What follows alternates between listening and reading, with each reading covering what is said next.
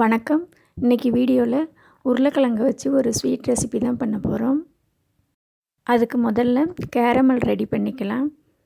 அதுக்கு 4 ஸ்பூன் ஜீனி சேர்த்து கொஞ்சமாக தண்ணி சேர்த்துக்கலாம். இப்போது அடுப்பை ஆன் பண்ணிவிட்டு அடிப்பிடிக்காமல் கிண்டி விடலாம். அடுப்பை சிம்மில் வச்சுக்கலாம், இல்லைன்னா அடி பிடிச்சிரும். இப்போது நல்லா கொதித்து கலர் மாறி வந்துடுச்சு. ஒரு டிஃபன் பாக்ஸில் அதை ஊற்றிக்கலாம். அது அப்படியே ஆறிட்டு இருக்கட்டும். இப்போது நான் ஒரு உருளைக்கிழங்கை நல்லா வேக வச்சு மசிச்சு எடுத்திருக்கேன். இப்போது ஒரு முட்டையை நல்லா அடிச்சுக்கலாம். நல்லா அடிச்சுட்டு இந்த உருளைக்கிழங்கோடு சேர்த்துக்கலாம். இந்த முட்டை வாசனை இல்லாமல் இருக்க ஒரு 1/2 ஸ்பூன் ஏலக்காய் பொடி சேர்த்துக்கலாம். இப்போது எல்லாத்தையும் நல்லா ஒன்றா கலந்துக்கலாம். நல்லா அடித்து கலந்து அந்த மாதிரி நல்லா சாஃப்டாக வரும். இப்போது இது கூட 2 ஸ்பூன் வெல்லம் சேர்த்துக்கலாம். இந்த வெல்லத்தை அப்படியேவும் சேர்த்துக்கலாம். இப்போ நான் காய்ச்சி சேர்த்துக்க போகிறேன்.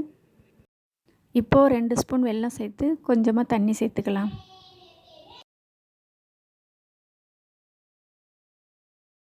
இதுக்கு பதம்லாம் தேவையில்லை, கொஞ்சம் நல்லா கொதிச்சா போதும். இப்போது நல்லா கொதிச்சிடுச்சு. இந்த கிழங்கோட சேர்த்துக்கலாம்.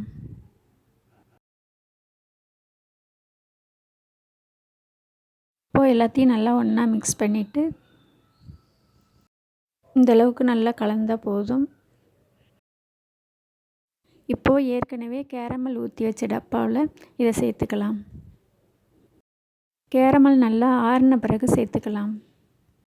இப்போது ஒரு பாத்திரத்தில் தண்ணி வச்சு ஒரு தட்டு போட்டிருக்கேன், அது மேலே இதை வச்சிடலாம். வேர்வை தண்ணி ஊற்றாமல் இருக்க இது மேலே ஒரு தட்டு வச்சிடலாம். அதுக்கு மேலே ஒரு தட்டு போட்டு மூடி வேக விடலாம். தண்ணி கொதித்ததும் அடுப்பை சிம்மில் வச்சிடலாம். ஒரு 10 நிமிஷத்தில் வெந்துடும். இப்போ வெந்துடுச்சான்னு பார்க்கலாம். நல்லா வெந்துடுச்சு, கத்தியில் ஒட்டலை. இப்போது ஒரு கத்தி வச்சு சுற்றிலும் எடுத்து விடலாம். நல்லா எடுத்து விட்டுட்டு ஒரு பிளேட்டு வச்சு திருப்பிக்கலாம்.